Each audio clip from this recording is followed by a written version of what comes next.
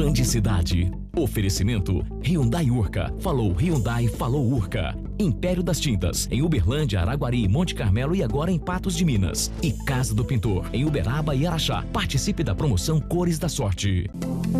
Você vai ver hoje no Band Cidade. Empresários de Uberlândia criam um lava-carro a seco. A moda plus size ganha cada vez mais espaço nas lojas da região. Exportações brasileiras de carne bovina devem alcançar um novo recorde histórico. Os gols de Atlético e Cruzeiro pelo Brasileirão. Tudo isso e muito mais agora no Band Cidade, que está no ar.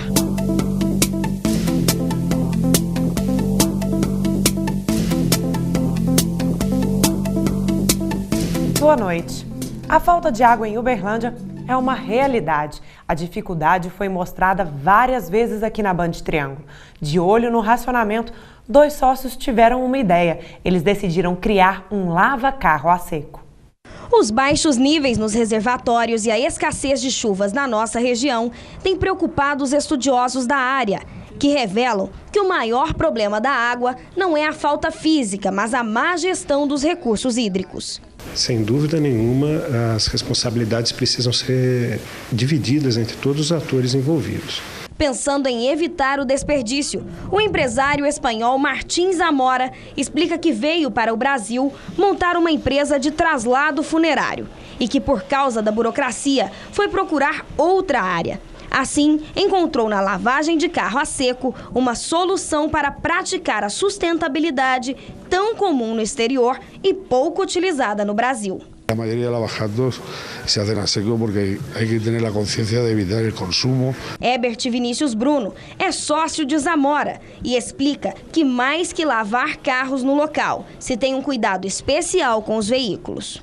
É um trabalho brusco, é um trabalho onde vai ser uma lavagem artesanal, uma lavagem cuidadosa, que a gente não vai utilizar a água como o meio de atrito para a remoção da sujeira, e sim produtos à base da carnaúba, produtos biodegradáveis, 100% biodegradáveis, que não são produtos tóxicos, como por exemplo o Solupan, utilizado aqui pelos lava-jatos convencionais, que além de fazer muito mal para a saúde de quem está trabalhando com ele, quando vai cair nos rios também faz um mal danado para o nosso meio ambiente. Segundo dados da ONU, os lava-jatos convencionais utilizam em média 300 a 500 litros de água por lavagem de veículo.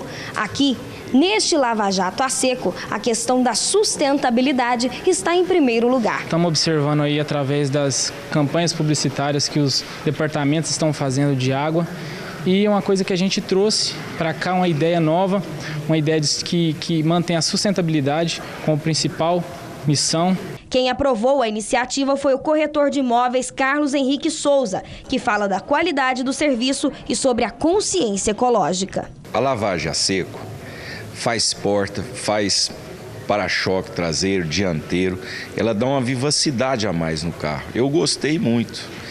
E com a relação à falta d'água, isso nos conforta, né? Nos traz uma tranquilidade. Saber que você tem essa consciência ecológica. É total consciência ecológica, né? E neste final de semana, o CODAL passou a adotar o plano de recuperação dos centros de reservação de água em Uberaba. Isso significa que estão sendo tomadas medidas de fechamento da distribuição para que os centros de reservação mais afetados, com níveis de água abaixo do normal, possam ser recuperados e, assim, permitir a retomada da distribuição e o reequilíbrio do armazenamento. A vazão do rio Uberaba está reduzida em 30%, mesmo com o sistema de transposição do Rio Claro 100% em operação. Além disso, o consumo de água está muito elevado. O plano será mantido até que a vazão do rio Uberaba seja restabelecida. Hora de falar de emprego aqui no Band Cidade. Se você está em busca de uma vaga no mercado de trabalho, se prepare. Agora tem as oportunidades que podem mudar a sua vida. Para açougueiro, salário R$ 1.146,64 mais benefícios, é preciso ter experiência de 6 meses. Uma vaga para operador de câmara fria, salário R$ 863,71 mais 20% de insalubridade mais benefícios. 2 vagas para operador de caixa, salário R$ 725,46, mais benefícios. 4 vagas para padeiro, salário R$ 1.146,64, mais benefícios. É preciso ter 6 meses de experiência. 3 vagas para analista contábil, salário R$ 2.300 mais benefícios, experiência de 6 meses. 1 vaga para oficial de serviços gerais, salário R$ 850 mais benefícios. 2 vagas para auxiliar de limpeza, salário R$ 860,60 mais benefícios. É preciso ter experiência de 6 meses. 2 vagas para porteiro, salário R$ 1.036 mais benefícios, é preciso ter experiência de 6 meses. O Cine de Uberlândia fica na Praça Tubal Vilela, número 60, na área central. Já o Senac de Uberaba oferece oportunidades para auxiliar administrativo e estágios em supervisão escolar e secretaria. Uma boa notícia para você que mora em Uberaba e está em busca da casa própria. Gabriela Almeida, o que vai acontecer na cidade no final do mês? Boa noite. Boa noite, Natália. No final do mês de setembro, a Prefeitura de Uberaba vai realizar o primeiro feirão da casa própria. Cerca de 7.000 pessoas cadastradas na Coagra devem ser beneficiadas. O repórter Luiz Cláudio Faria tem os detalhes. Nos próximos dias 26 e 27 de setembro, acontece importante feirão da casa própria aqui em Uberaba. Quem tem mais informações, Marcos Jamal, presidente da Companhia Habitacional Vale do Rio Grande, Coagra. Marcos, como será esse feirão? Esse feirão é destinado às famílias que têm renda familiar acima de R$ 1.600. O famoso faixa 2 do programa. Essas pessoas terão um momento de negociar os imóveis, as construtoras estarão oferecendo seus produtos num preço mais acessível, fazendo redução de entrada, em alguns casos não vão ter entrada, com a parcela que não ultrapassa R$ 600, ou seja, aquela pessoa que continua pagando aluguel, ela vai sair do aluguel por um preço menor e ainda vai estar pagando uma coisa que é sua. Existem outros critérios? Os critérios é que não possua nenhuma inadimplência e apenas que não possui nenhuma restrição junto à Caixa Econômica, que vai ser o agente financiador. Onde vai acontecer? Esse feirão vai acontecer na Prefeitura de Uberaba, tá?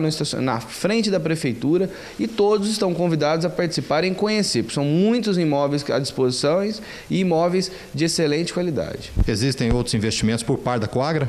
Sim, a Coagra ela estará lançando agora o apartamento para solteiros, com a realização do governo do prefeito, onde nós estamos destinando cerca de 400 apartamentos a essa faixa de pessoas solteiras, que também é um grande número que tem de demanda lá na Coagra. Daí, portanto, a participação Marcos Jamal, presidente da Coagra, aqui em Uberaba. Luiz Cláudio Faria, para a Band Triângulo.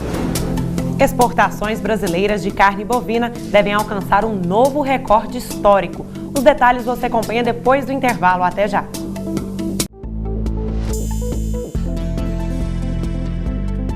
Este ano, as exportações brasileiras de carne bovina devem alcançar um novo recorde histórico.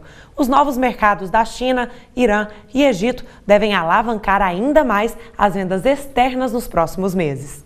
Pelo segundo ano consecutivo, as exportações brasileiras de carne bovina devem ser recordes. A estimativa da ABIEC, Associação Nacional das Indústrias Exportadoras de Carnes, é de que o setor alcance faturamento de 8 bilhões de dólares até o fim do ano, valor bem superior ao de 2013, quando as vendas externas somaram cerca de 6 bilhões e 700 milhões de dólares. Nós vamos bater o recorde do ano passado, que já foi histórico, né?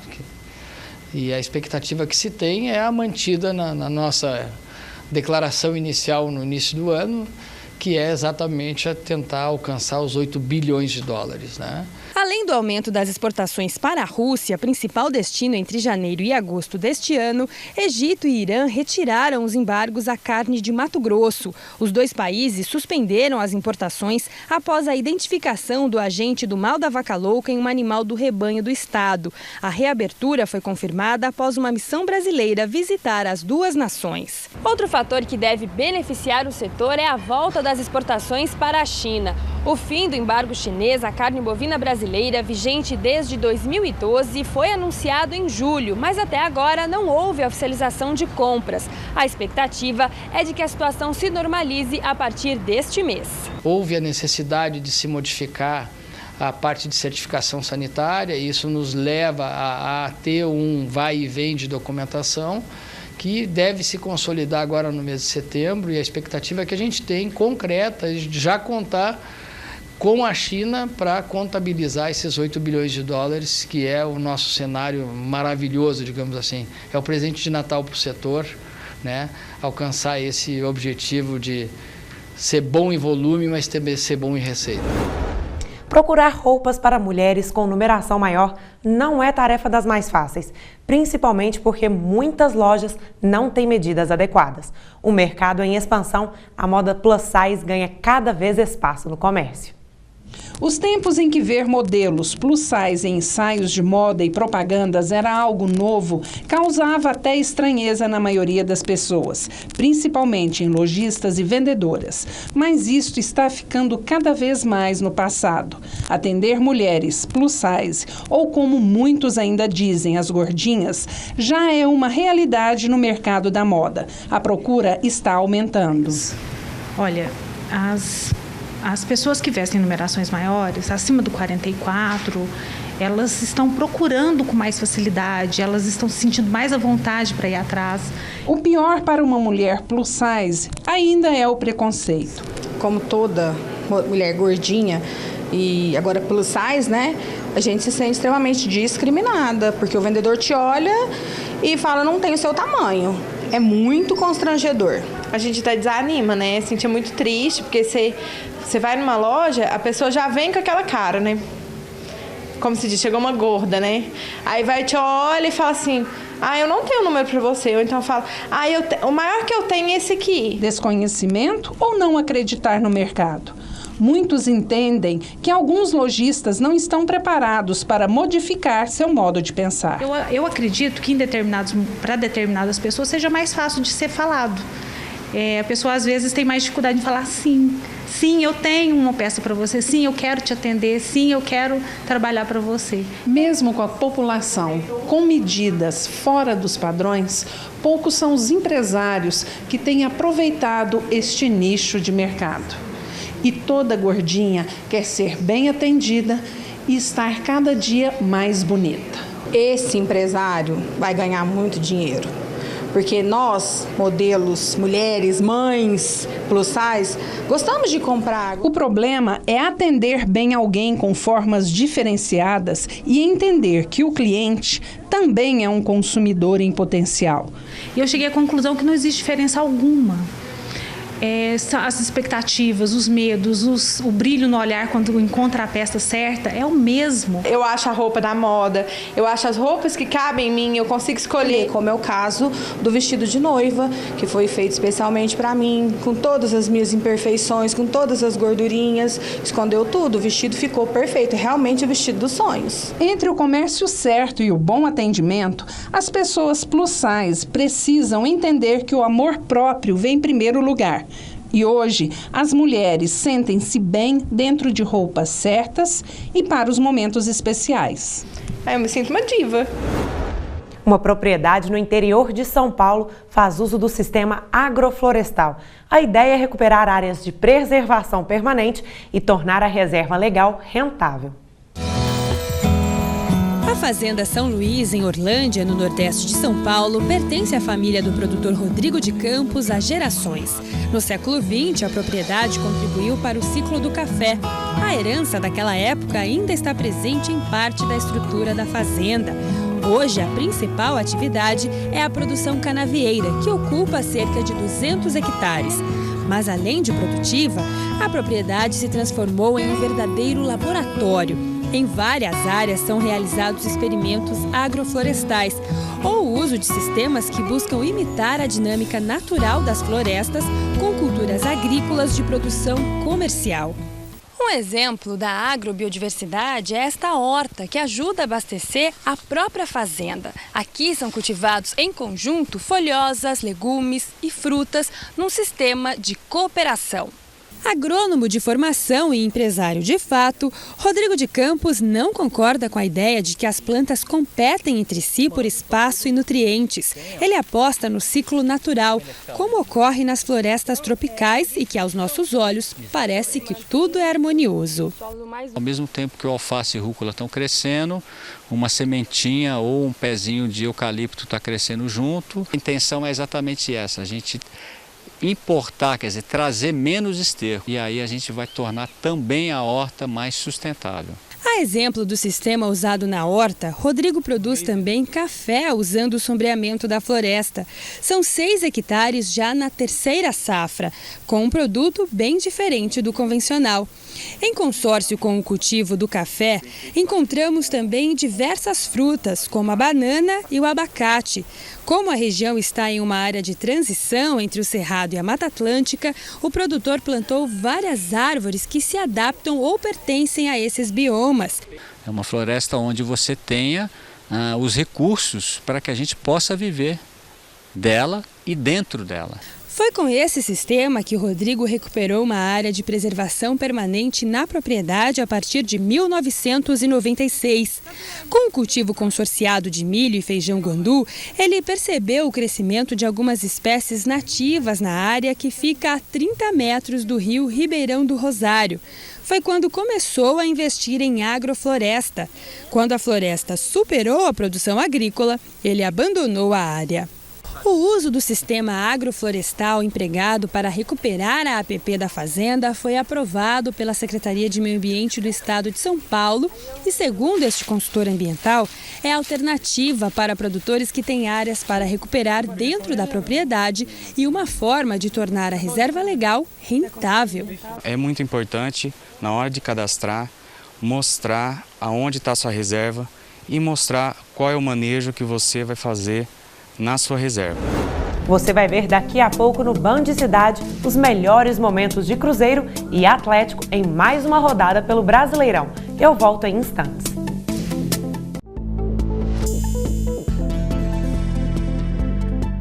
O Band Cidade está de volta para falar de futebol.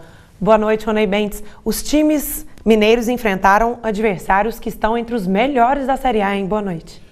Boa noite, Natália. Boa noite a todos. É verdade, hein? Os adversários estão entre os 5 melhores do Campeonato Brasileiro. O Atlético recebeu o Grêmio e o Galo não conseguiu mais que o empate, mesmo jogando em casa.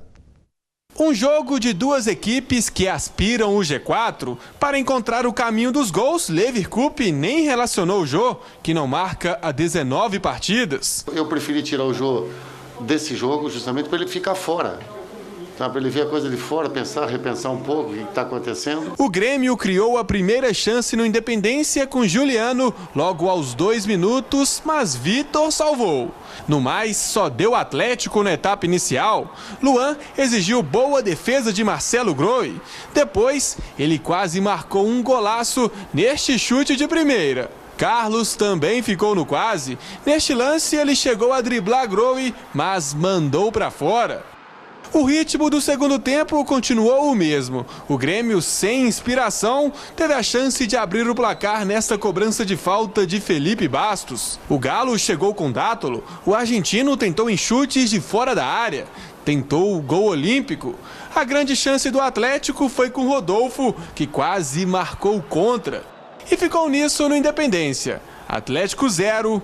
Grêmio 0. Um empate muito lamentado pelos atleticanos. Com o resultado, o Galo está com 31 pontos na 8ª colocação. A sorte que a gente tinha vindo no começo do ano, agora a bola tá teimando não entrar. Eu estou feliz com o desempenho dos jogadores, nesse aspecto físico e até no aspecto tático, tem acontecido boas coisas.